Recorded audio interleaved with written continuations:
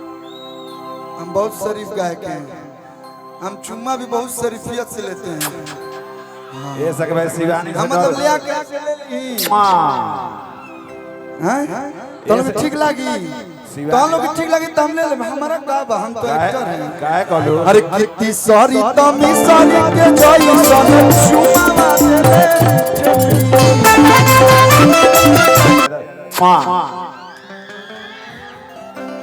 और एक खाली किया था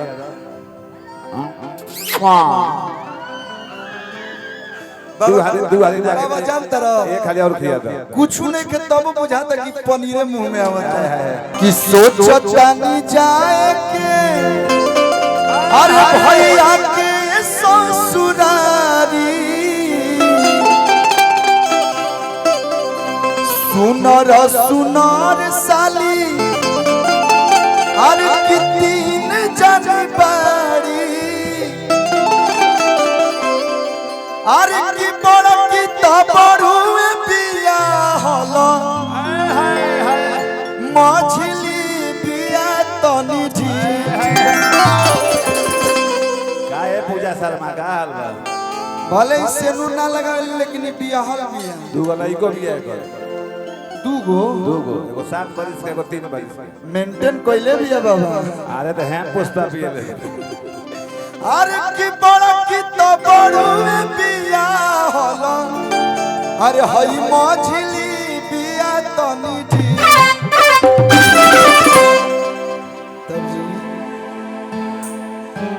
कितनी सारी तमी सारी के जोई सोना चुमा देले सारी तमी सारी के जोई सोना चुमा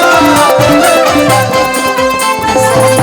सारी के जोई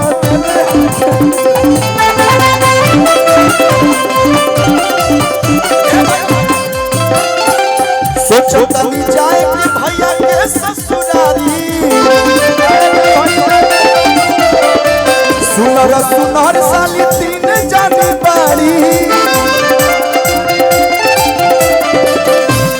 बड़ा की तबड़ू बिया हल मछली बिया तनी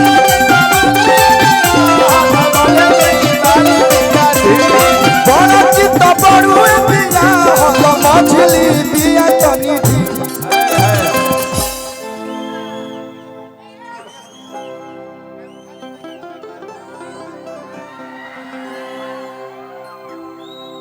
हम बहुत शरीफ गायक हैं,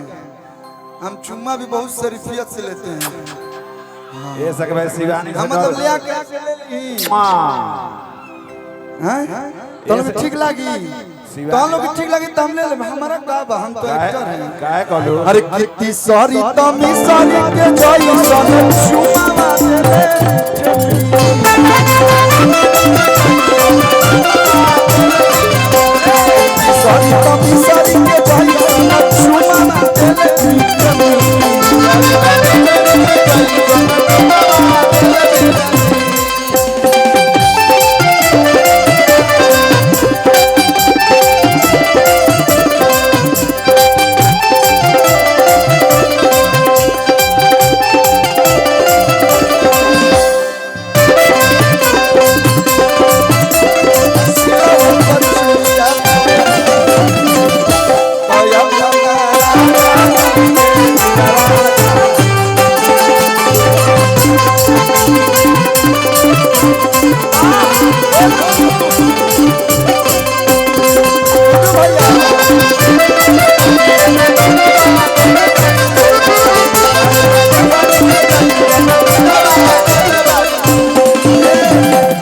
भैया के ससुरारी जाए लोग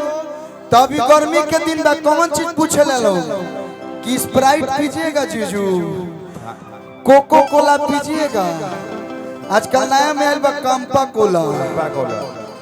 लिम्का पीजिएगा कि नींबूज, फांटा फांटा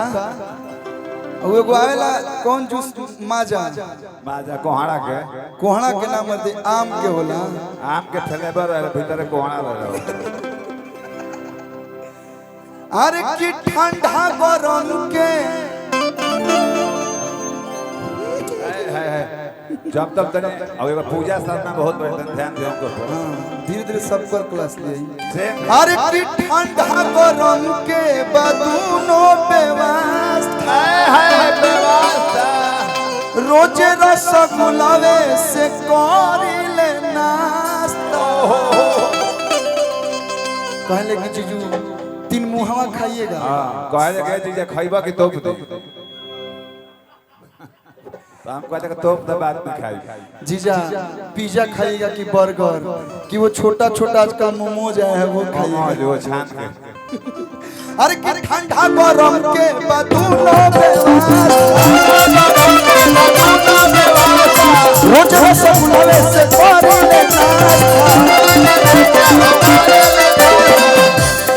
ए छोटे बाबा हो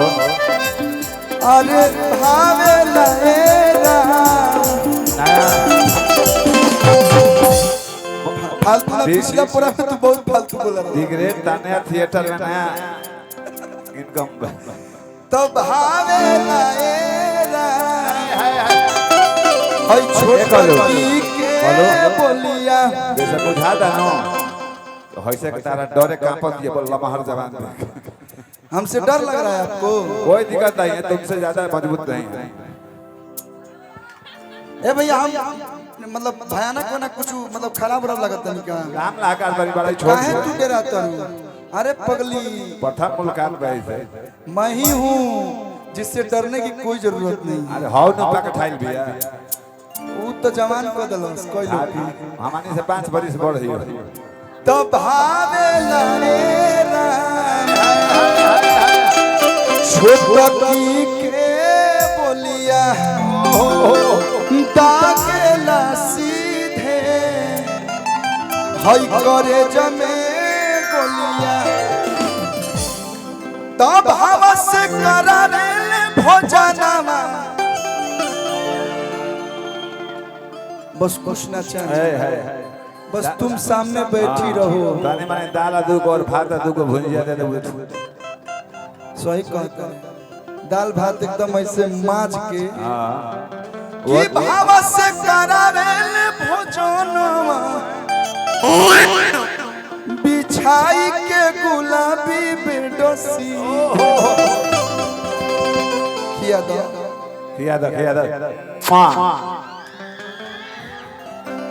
और एक खाली किया था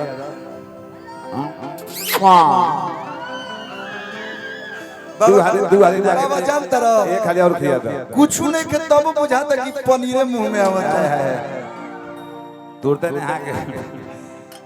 अरे की हम तो वेजिटेरियन है लेकिन दोस्तवा कहत रहे हम शाम के हारी खाली शाकाहारी मिले लगी मिले कबो मुर्गा के मिले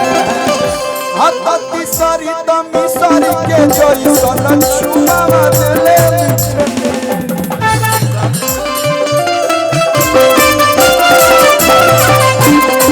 हत्ती सारी तमी सारी के जैसन छुआवा देले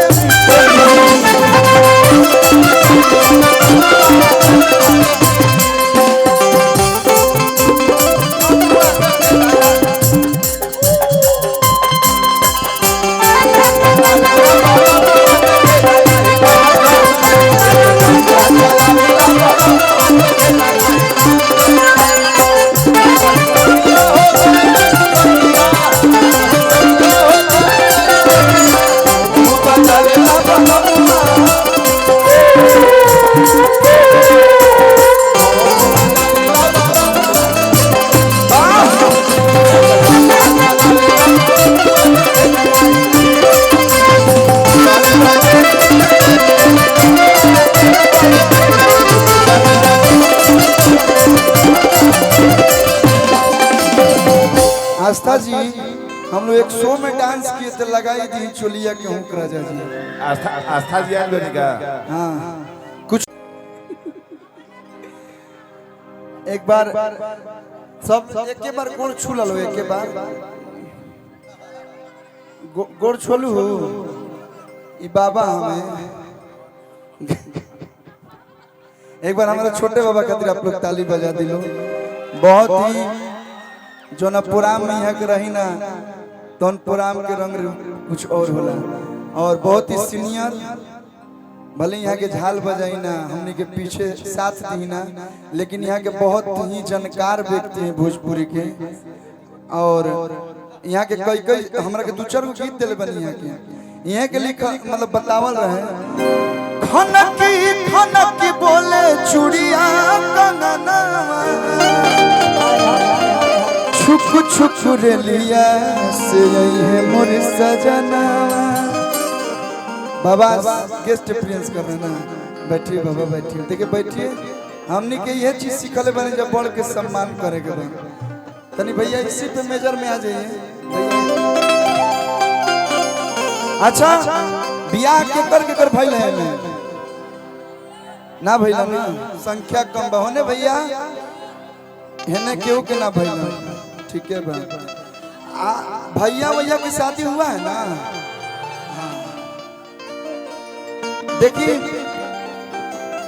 कुंवार लड़कन के सबसे ज्यादा मजा कहाँ होला, भैया के ससुरारी में। कि भैया के ससुरारी जाई तो निमन साली मिली हस। और इस सच बा कि साली में तनी मनी तो हक होकबे करला हल्का।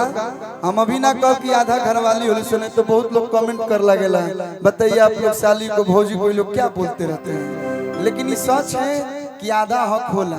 बारात लेके जाई ना साली ऐसा गाड़ी सुनावली सके मन कर लगे ओइ जे टिक दी जा। लेकिन भैया एगो लड़का भैया के ससुरारी गई बा, वायरल भोजपुरी से गीत आइल बा 3 गो साली। सुनब लोग आप लोग के अच्छा लगे। मानी ई भौजी है, भौजी लागत तो बड़ी। हाँ 1 आ 2 और 3 गो, ये तीनों लोग हमार साली, हमार साली यानी कि आप लोग के भी साली लगे लोग। और देखो मेरे जो भैया हैं वो देखो सत्या एकदम आप ही के साइज का है, एकदम इधर खड़ा है। हाँ भैया बोलो मत करिए, वो सत्या भैया है, भाभी है, बाकी 3 गो हमारी साली है। अब आंसू भैया को हम इसलिए नहीं बोलेंगे, हमको घर भी जाना है। धन्यवाद भाभी। हाँ छोटे बाबा। हाँ